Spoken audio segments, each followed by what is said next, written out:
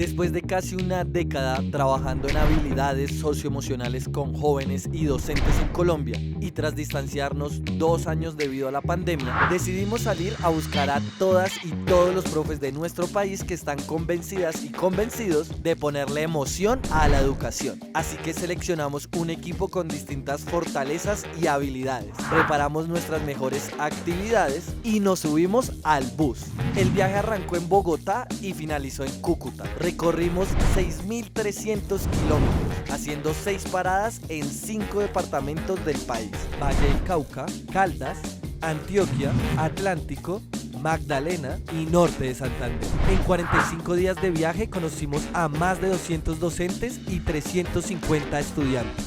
Acompáñanos en esta aventura, donde descubriremos juntos a las educadoras y educadores que están poniéndole mucha emoción a la educación.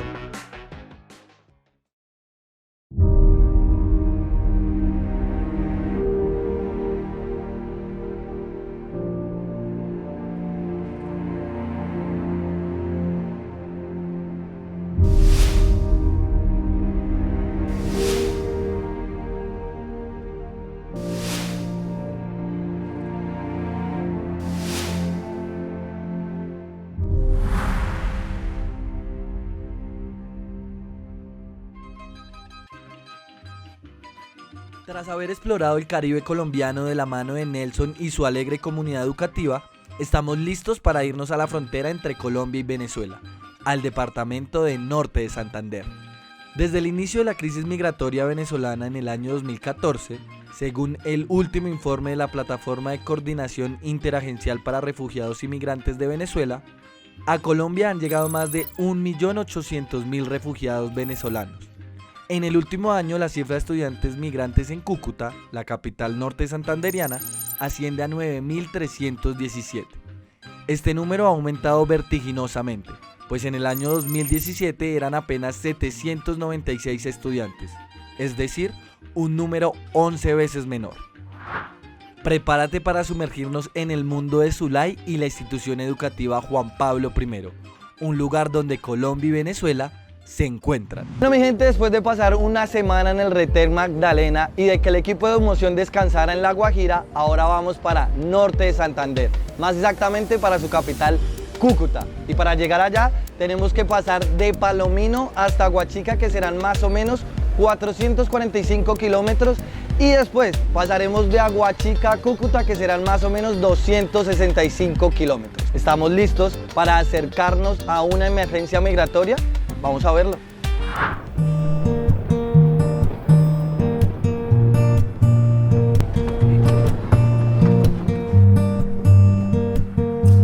Bienvenidos a mi institución. Esta es la sede principal de la institución educativa Juan Pablo I. Vamos a saludarlos por acá, vamos a mirar cómo nos va por acá. Vamos acá, vamos a ver. Mi nombre es Zulay Nayibe Buitrago Medina. Tengo 50 años de edad, 30 trabajando como maestra. O sea, toda una vida. A ver, yo llegué aquí hace 7 años a la institución. La jefe Rosa Fernández me dio la oportunidad. Coordinadora de convivencia, voy a cumplir 3 años. Llegué en julio. Después de vacaciones, la rectora dijo, no, ya hay mucha indisciplina, me funciona más usted como coordinadora de convivencia social que como profesora de educación física, pero no vaya a dejar lo que usted hace porque eso les gusta a los muchachos. Entonces llega Zulay a educación física, pero a ella también le ha gustado ser como líder, sobre todo con la parte de la comunidad. Entonces, ella es muy de hablar, ¿cierto? Le gusta mucho charlar con los niños, con los padres de familia. Parte de los casos por la educación física, o sea, cuando uno trabaja la lúdica, el deporte, la recreación y la cultura, uno aprende a conocer el muchacho como es. Y a veces llegan ahí a la cancha, estaban en la cancha y llegaban a, venga Zulay, escúcheme acá. Zulay, regáleme 5 minutos, ¿usted qué opina? Le está pasando a una prima.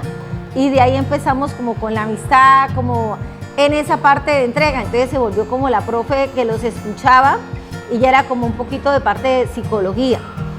O sea, ella conoce muchos padres de familia, también porque ella vivió acá en Motilones y porque doña Rosa pues la llevaba a muchos sitios, ¿cierto?, de los barrios. Entonces ella conocía toda la parte de la comunidad. Yo manejaba la parte interna y ella me decía, no se preocupe, usted planee, organice, que yo me encargo de hacerlo, ejecutarlo, que ella es muy buena para organizar y ejecutar.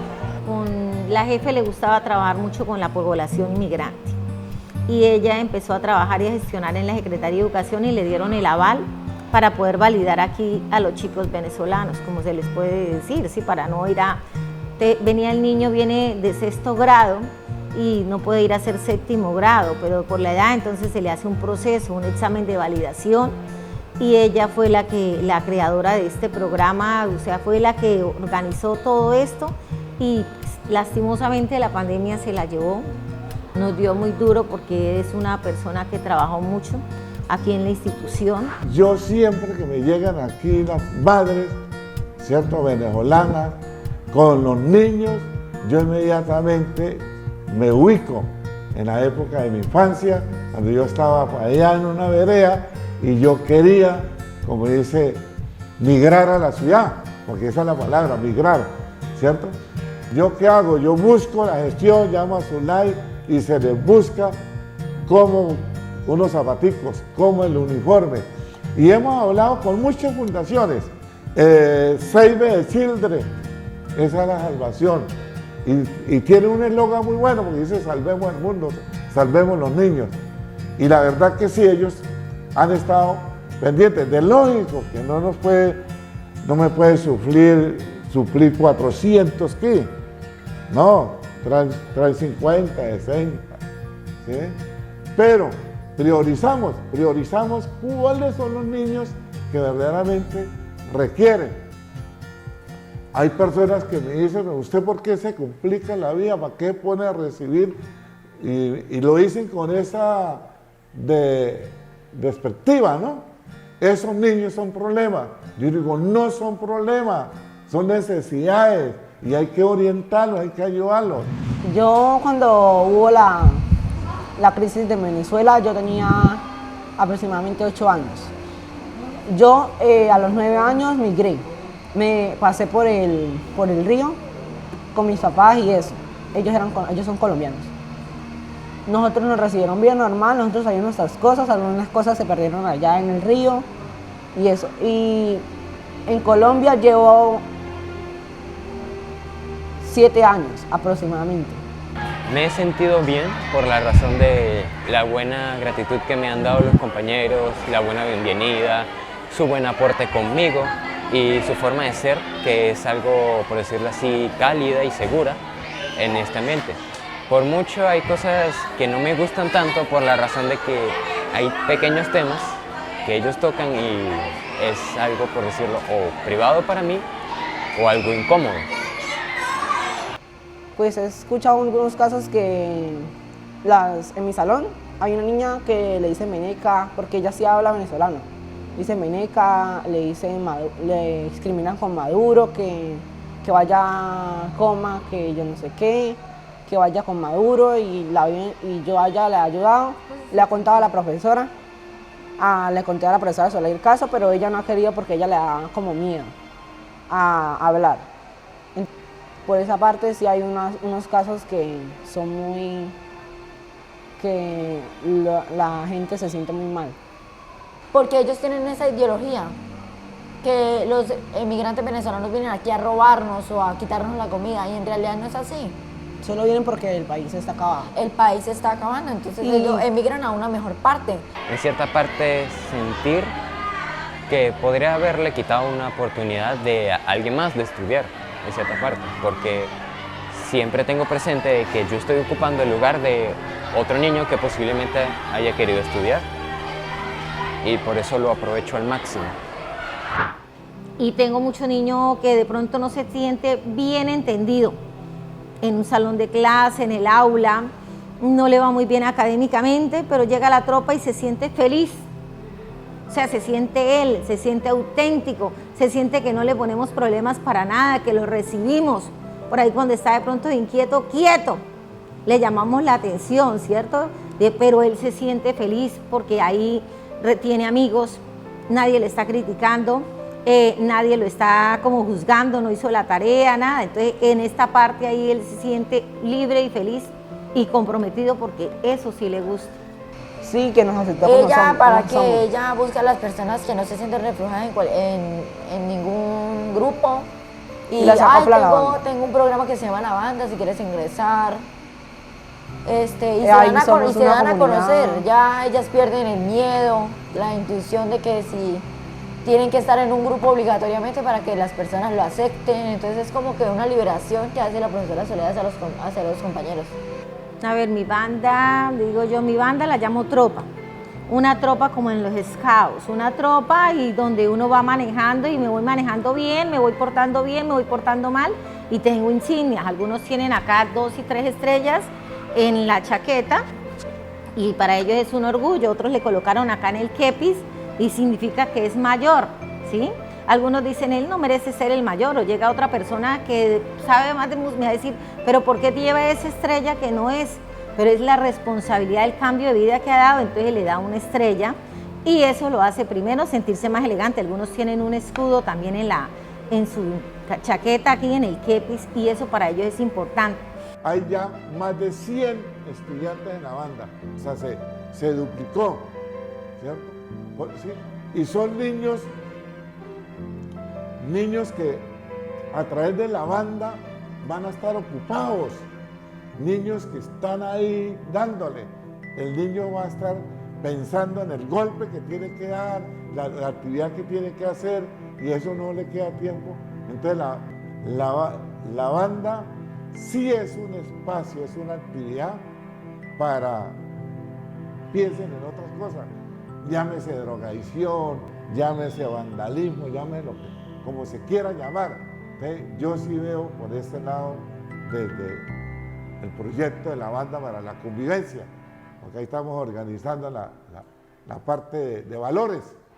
El rector Simeón pues nos colaboró muchísimo este año y me dijo, vamos a trabajar, y nos buscamos la manera y nos dijo, aquí está, yo les voy a ayudar con un maestro, un profesional, un profe que llegó a dirigir, que es un experto, y ahí vamos con el proceso. Entonces él está con todos los instrumentos, maneja toda esa parte y yo manejo toda la parte que tiene que ver con cambios de comportamiento. Vamos a manejar que el profe está de pronto hablando muy duro, fuerte, vamos a aprender a manejar, que tenemos que ser más responsables, vamos a cumplir, ese es un sacrificio que tienen que hacer cuando vienen acá, porque levantarse uno más temprano un sábado, que es un día de descanso, un día libre, y nos levantamos a las 7 porque tenemos que llegar al colegio, traemos nuestra agüita, nuestro compartir porque tenemos media horita de descanso y volvemos a trabajar.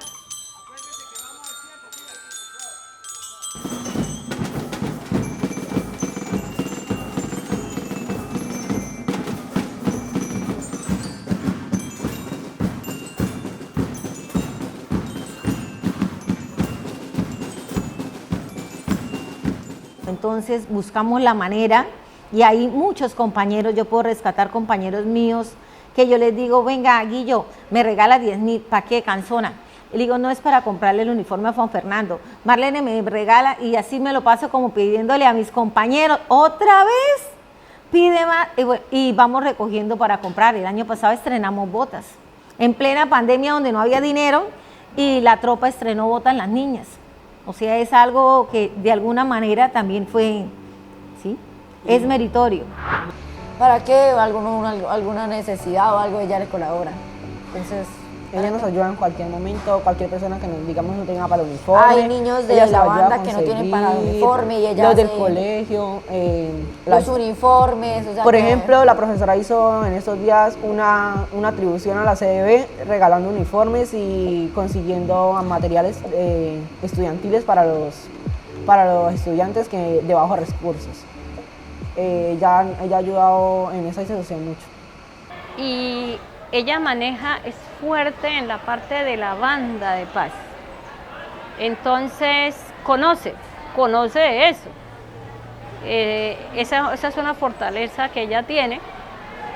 Y ha podido como encauzar, ¿cierto?, a todos esos niños, encauzar y como concientizarlos de que la vida no acaba ahí, ¿no? De que sí todos tenemos problemas, pero que la vida no acaba ahí, que hay muchas cosas bonitas por vivir y que se den cuenta que bueno, que lo que pasó, pues nadie lo tenía previsto, son cosas que nos pasan a todos. La vida a veces nos cambia de la noche a la mañana y que tenemos que tener mucha resiliencia para salir adelante. Yo creo que la banda es como un programa Proceso. que evoluciona a las personas, es como Que la una- hace que la hace como mejorar racionar y mejorar en la los convivencia aspectos. con los demás, porque se sienten seguros, La banda es sentir es como una pertenencia. familia. Entonces, ¿cómo le puede sacar a una integrante de la familia? Porque póngale que si usted Porque hay pone mucho- grosero lo ponen a voltear, entonces usted cambia esa manera de ser para que no lo pongan Ya a no voltear. lo hacen, ya no le ponen a hacer nada. Entonces, es bueno. Y eso es lo que yo quiero más o menos cuando llegan a la banda, llegan como muy sin amor y que terminen siendo esos príncipes, les digo yo, unos príncipes que salgan a la vida a respetar un poquito más, que así no sean los mejores profesionales, pero que tengan un bachiller y que vayan adelante, que sigan adelante. Por aceptarme como soy y por ayudarme en todo momento. Por su comprensión. Yo creo que eso es lo que debería recalcarse de la profesora. Su comprensión hacia cualquier persona. No es la típica profesora que mira mal rayado al quien le cae mal. Entonces, no, o sea, yo creo que le haría gracias por su comprensión hacia las demás personas. Perdón, yo estuve grave en el año 2020. Y Zulay, más que una amiga, es mi hermana. Ella estuvo todo el tiempo pendiente de mí en la clínica. Tanto que dijo, a mí no me importa si a mí me da COVID. Y era la que iba a la clínica a llevarme las cosas. Yo a Zulay no tengo como pagarle todo ese gesto. Eso no tiene precio. Gracias por ofrecer la amistad, por ofrecer parte de su vida para podernos orientar a nosotros como profesores.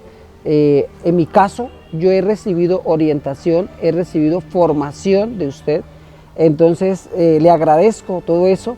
Gracias por los momentos que compartimos de comer, momentos de lectura, momentos de servicio social, de pastoral social. Creo que la palabra gracias en ese sentido lo es todo, porque no hay valor para poderla comprar, por eso le digo muchas gracias. Sé que al ser un desconocido total, se me han abierto muchas puertas y pienso aprovechar cada una de ellas de la forma más correcta posible para retribuirles lo que ustedes me están ofreciendo. Y realmente eso es lo que quiero, aportar no solo para el futuro venezolano, sino también para el futuro mundial. Hablar de Zulay es hablar de la empatía y de la construcción de relaciones desde el cuidado, pero no desde esa empatía que sale a ponerse los zapatos de las otras personas. Hablamos de una empatía profunda, esa que nos permite entender aquello que las otras y los otros sienten. La empatía que nos conecta sin el juicio. La empatía que sentimos al ver los ojos de nuestras y nuestros estudiantes, de entender sus necesidades. Esa que nos permite seguirnos recargando para continuar nuestra labor docente. Aquí termina nuestra primera temporada de La Ruta de Emoción, pero continuaremos descubriendo historias de liderazgo docente para que siempre tengamos presente cómo ponerle emoción a la educación.